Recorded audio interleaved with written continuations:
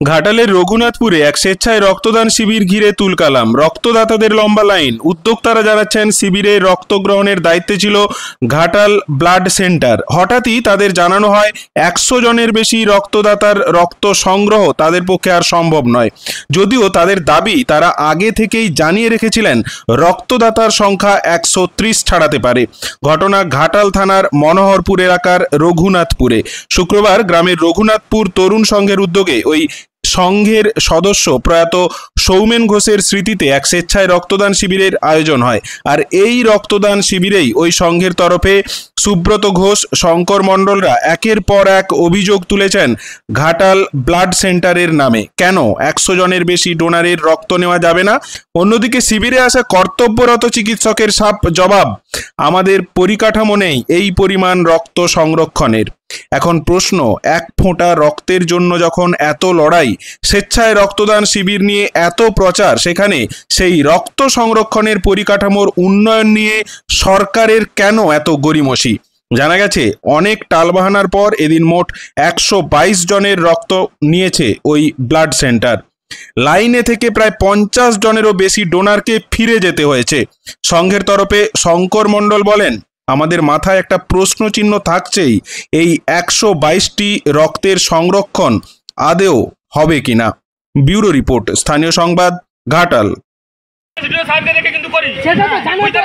আপনারা রক্তটা নিয়ে গিয়ে এই কার্ডটার ভ্যালিডিটিটা শেষ হয়ে যাবে, এটা থাকা সত্ত্বেও আমরা রক্ত দেননি। আজকে বলুন আমাদের জয়ন্ত মণ্ডলের লাদনি এই আমাদের যে ইয়েতে বাড়ি, মানে যে গরুটা বলে আমি যখন যে আমি হাজির হয়েছি তখন 3 বোতল রক্ত দিলেন। কেন রুগীটাকে ছুটিয়ে দিয়েছিলেন? আমরা এরকম নোংরামি করেন কিন্তু।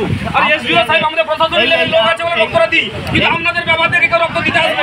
আমরা ব্লাড ব্যাংকে নিয়ে রক্ত কালোবাজারি করেন আপনারা। ঘাটাল ব্লাড ব্যাংক একবার করে আছে, ঘাটাল ব্লাড ব্যাংক আপনারা কিছু বলবেন না, আপনারা কিছু বলবেন না। আমরা ক্লাবের পক্ষ থেকে যাবো,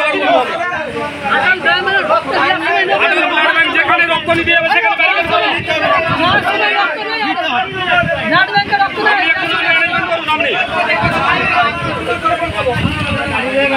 রিকোয়েস্ট করছি 120-25টা নিন আপনি। আমি লোককে বলে দেবো আমাদের ক্লাবের থেকে আমরা মেলার সময় আপনি বলে আবার 100 দেবো আপনাদেরকে।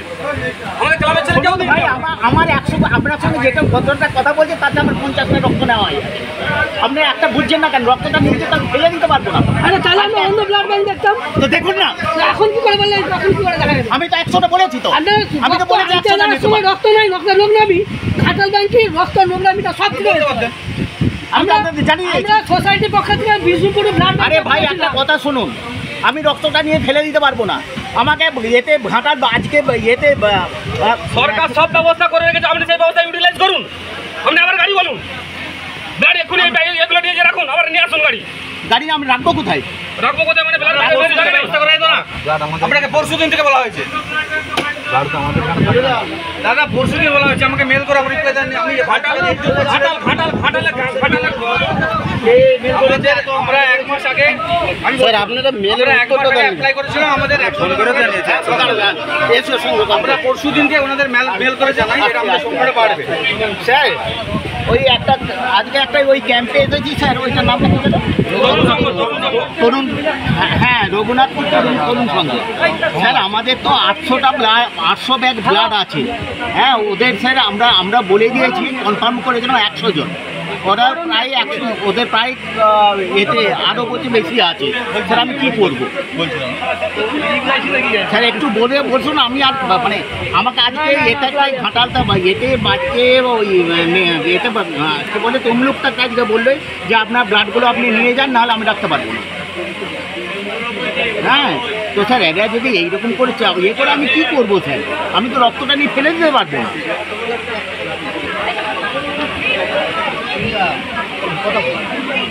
কথা বলুন স্যার। তমলুক বলতে তোমরা ক্যাম্প বন্ধ করতে চাই করতে হবে, আমাদের ব্লাড রাখা চাই। স্যারের সঙ্গে আমি কথা বলছি, আপনি কথা বলবেন। আমি জানাচ্ছি, ঠিক আছে? That's final. আর সেটা কি চেঞ্জ হয় না? না কোথায় চেঞ্জ হয়? অফিস কাগজ বোঝে, অফিস কাগজ বোঝে, কাগজ ছাড়া মুখের কোনো কথা বলে। আমি কাগজে আপনাদেরকে জানিয়েছি, আমি কাগজে আমি 100টা আপনি বলি। কোথায় রিপ্লাই দেননি? না ওই রিপ্লাই কেন আপনি দেবেন না? আপনি 100 বলছেন না, আপনি রিপ্লাই দিতে বাধ্য। যা ইচ্ছা করুন। ঠিক আছে, আমরা কি করতে পারি? হ্যাঁ করুন, যা ইচ্ছা করুন। এই ভাই আমাদের ভাই 100টা আর যেটা বাকি আছে করো করো যা যেটা মেল পাড়ি যে মেলটা একটু দেখো, মেলটা দেখো। আমি বুক করেছিলাম, আমরা 100 জন রাখতে পারি। আমরা তারপর মার্কেটে ভালো করে প্রচার করার পর আমরা দেখতে পাই এটা 100টা আমাদের ক্রস হয়ে যাবে, 130 প্লাস হবে।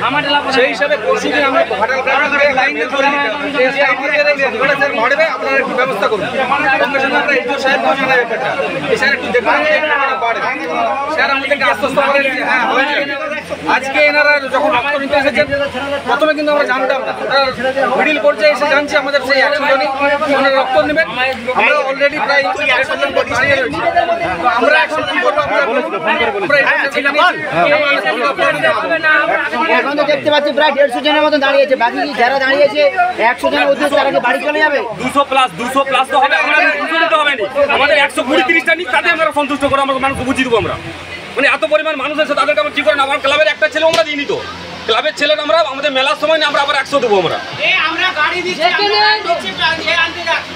যেখানে ঘাটাল ব্লাড ব্যাংক চাপ দিয়ে রক্তদান শিবির করা হয়, সেখানে আপনি এখানে বলুন না। ঘাটাল ব্লাড ব্যাংক যেখানে